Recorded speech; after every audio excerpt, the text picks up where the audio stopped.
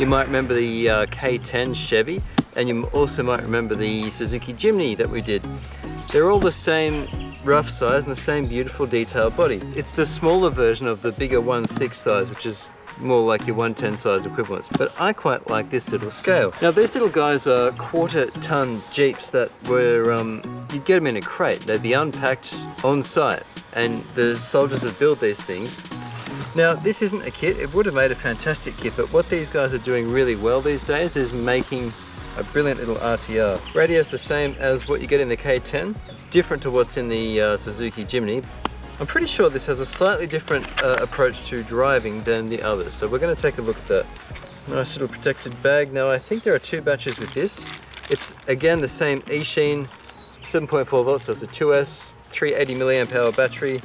There's a hex tool and a 2 amp USB charger. And the radio takes 4 AAA. It's comfy in the hand. I've got moderately large hands, but it's quite comfy. Nicely protected in this very recyclable foam, I'll add. So it's a lovely package that they've got, and the little kind of old rope really sells it, doesn't it? Folding windscreen, which is faithful to the original, and real glass mirrors. Foam. These might be more comfortable scale-wise than the actual originals. That looks like they open. There's little toolboxes on the back. Yeah, they do, look at that. Just a little tiny pocket on each side. That's a fun little detail though. My lad loves this kind of stuff, things that open. I'm not going to try and move the steering wheel, because if it's anything like the Jimny, its steering wheel probably moves independently. We've got a full-size spare on the back. Yep, full-size spare. Just the detail on this, everything's actually strapped in with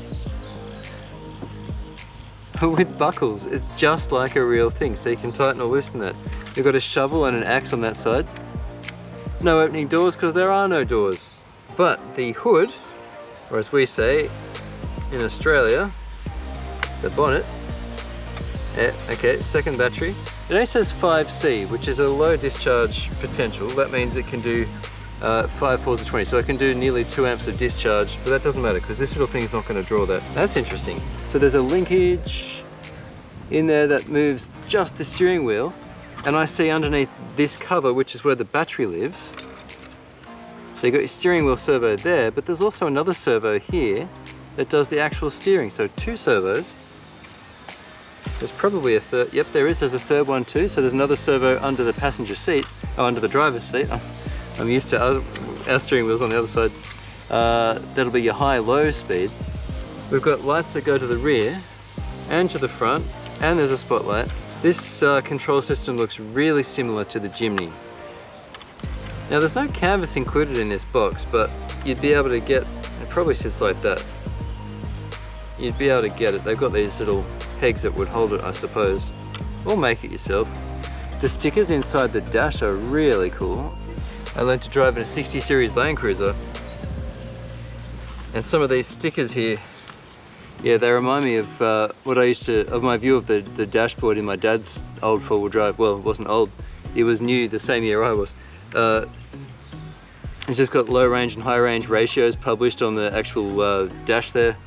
And there's also legible stickers. Tandem operation, maximum speed, downgrade, 10 miles per hour on level, 30 miles per hour. Axles are locked. So for a start, the steering wheel moves. And so right in there, there's a bar. So we've got 2 servos, one for steering and one for the steering wheel, which is brilliant. Now I saw something else here. I saw a training button, channel 4. So if we hit that, it slows it down. So that's full speed in normal. That's full speed in training mode. Now that's not different gearing, and it still has full strength. So here's first gear, which is a real crawling gear. Here's second gear.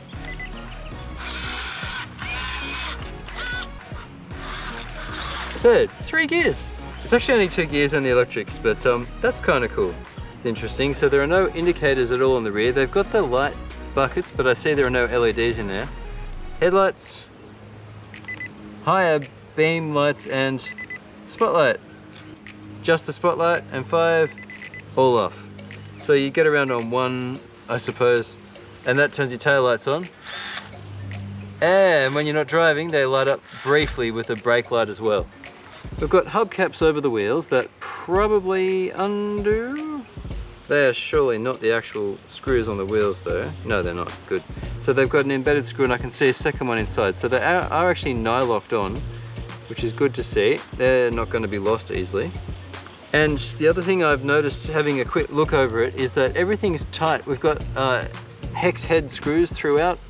The leaf suspension is quite flat. There's no natural bow to it. Plenty of leaves to it. One in the front, well, 1, 2, 3, 4, 5, 6, 7, 8, 9 leaves in the front, and probably the same in the rear. 1, 2, 3, 9 leaves. Now, this should have very little damping. It's got dampers, but they're not even friction. There's nothing. They're just there for show. This should bounce quite a lot. That's pretty faithful to the real thing. This thing would have shaken you to bits on the road.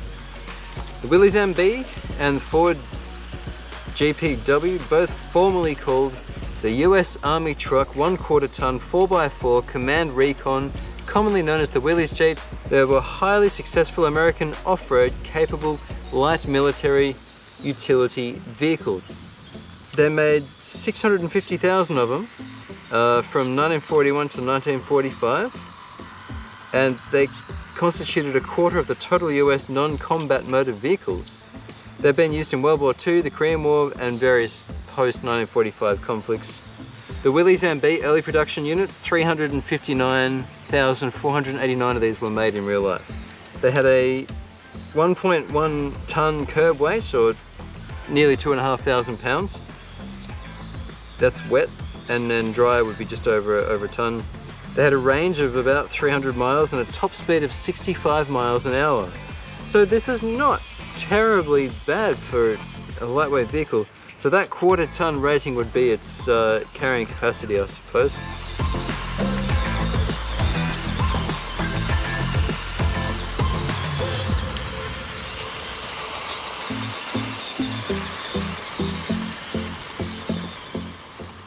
Now, if you enjoyed this little exploration into the 1941 Willys MB, again of which they only made just less than 360,000 of, the actual Willys MB ones, throw me a like if you got something out of it. Thank you so much for watching, and stick around because I'm just back from a 1-month sabbatical from this channel. We have a lot to catch up on, a bunch of new vehicles, tests, but we have so much to cover. Thanks for hanging around, and I'll catch you next time on RC-TNT. Cheers.